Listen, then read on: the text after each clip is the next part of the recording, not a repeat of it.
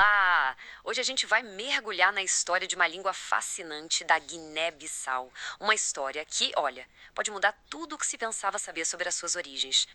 E já começamos com a pergunta que está no centro de tudo, né? Uma pergunta que vira de cabeça para baixo uma ideia muito antiga. Afinal, essa língua é só uma variação do português da época colonial ou é algo muito mais profundo, com raízes fincadas ali mesmo, na África?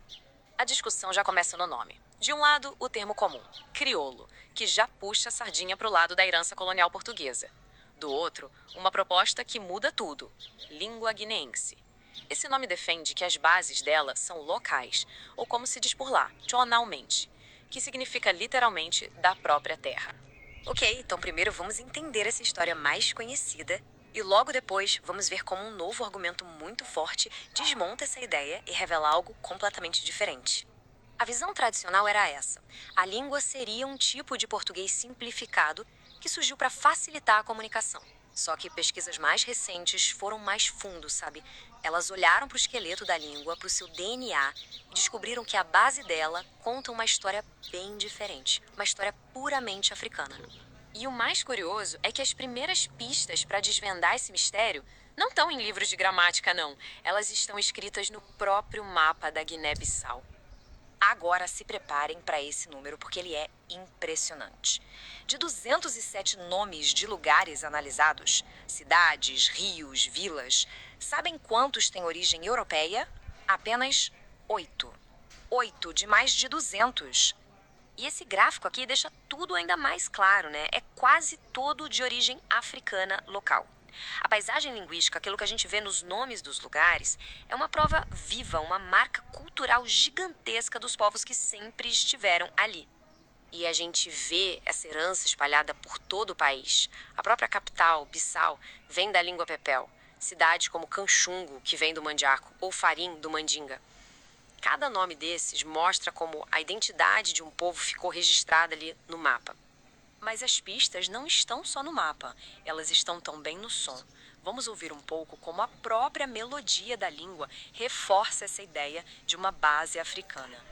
O jeito de falar, sabe? A sonoridade, a música da língua tem assinatura das línguas nativas da região. São sons que um falante de português talvez nem consiga fazer de primeira, mas que são super comuns em toda a África Ocidental.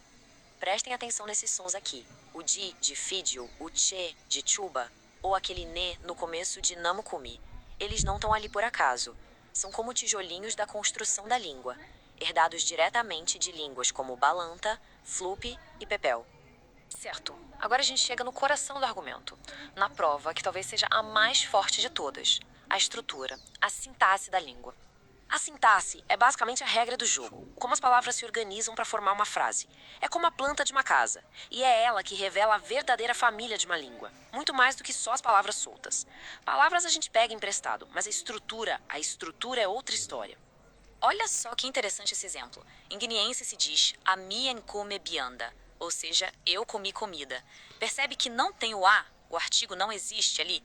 E a mesma coisa acontece nas línguas locais, como o balanta e o pepel. Já em português seria impossível, a gente sempre diria eu comi a comida. É um detalhe que faz toda a diferença. Outro ponto, a partícula tá aqui não é só um verbo. Ela indica que o Fetinha faz aquilo sempre. É o ofício dele consertar bicicletas. É uma ação habitual. E essa mesma ideia gramatical existe em línguas locais, como ma no balanta.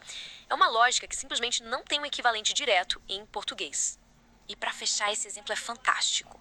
Em guineense se diz chuba chupi. Literalmente, chuva choveu. A chuva é quem faz a ação de chover. É a mesma lógica do balanta. Totalmente diferente do português em que a gente diz choveu, sem um sujeito claro. A estrutura, de novo, é inegavelmente africana. Então, quando a gente junta todas as peças, os nomes no mapa, os sons e principalmente o jeito de construir as frases, a conclusão fica bem clara, né?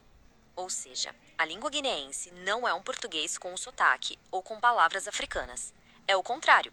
É uma língua africana na sua essência que, por questões históricas, pegou emprestado um monte de palavras do português e as encaixou na sua própria estrutura. Pensa num carro.